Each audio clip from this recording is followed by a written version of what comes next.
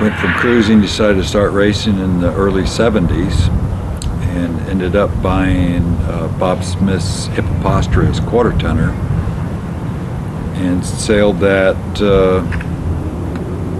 with my son and two other buddies. The four of us sailed it for a few years, and that's how I met Tom Wylie.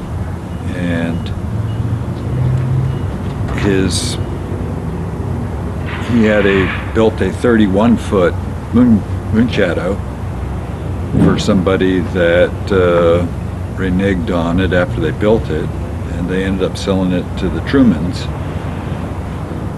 And the Trumans did SORC 1 year as a youth program with their kids and did really well, and they were moving on, and so Tom hooked me up with them, and I bought Moonshadow, which we raced for a few years.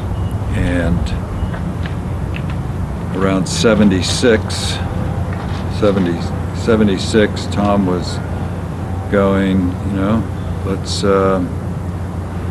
build a custom boat. And I got some real good ideas, so I ended up committing to build Lois Lane, and to go to the SORC. I couldn't go to the Admiral's Cup, that was way out of my league, but I got a truck and trailer to haul it so I could do it. And the boat came in way over budget and shot all my cash to campaign it, so we just campaigned it locally. The boat never really got its due. We did the San Francisco Cup, which was at that time, between St. Francis and the San Francisco Yacht Club, a rivalry match boat race thing. And St. Francis selected Lois for St. Francis, and Imp was the winningest boat back then. It won SORC, the Admiral's Cup, Fastnet race, and so we had a great boat to race against. And somehow, I don't remember the details, we were winning and there was some sort of protest, so they reran some race a week later and we lost that one. And so they won the San Francisco Cup, but we ended up beating them in the Danford Series, which was the Ocean Series locally.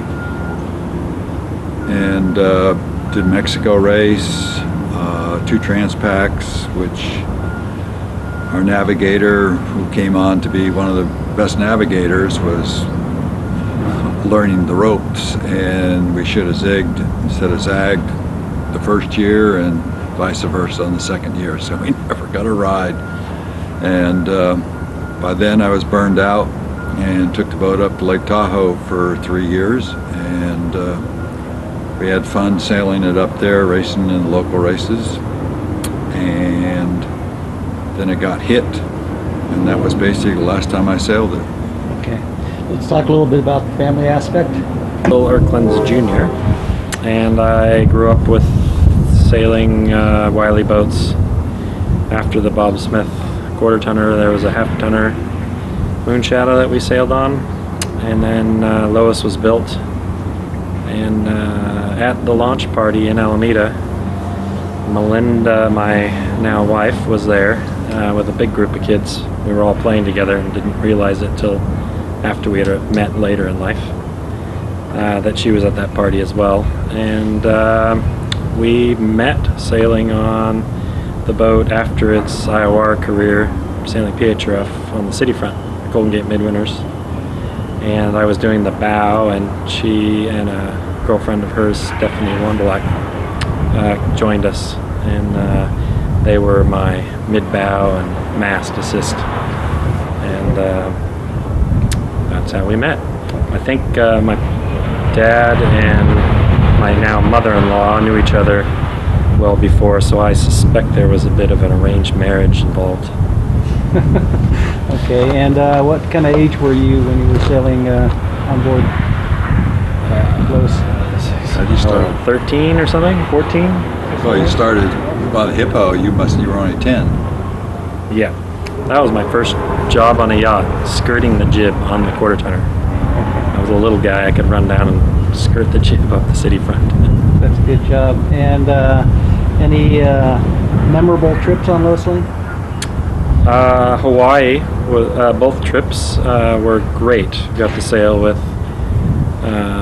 family and good friends. Mark Ruger was our navigator, both of them, who I later sailed with quite a bit. Carlos Bedell and Robert Flowerman. Those are probably my best memories of sailing on the boat. Okay, and overall, your thoughts on the design of the boat and Tom Wylie? Way ahead of its time, and Tom is way ahead of his time, and he's passionate about it, and he attracts a cult following of people that are enjoyable to hang out with. Okay, and you guys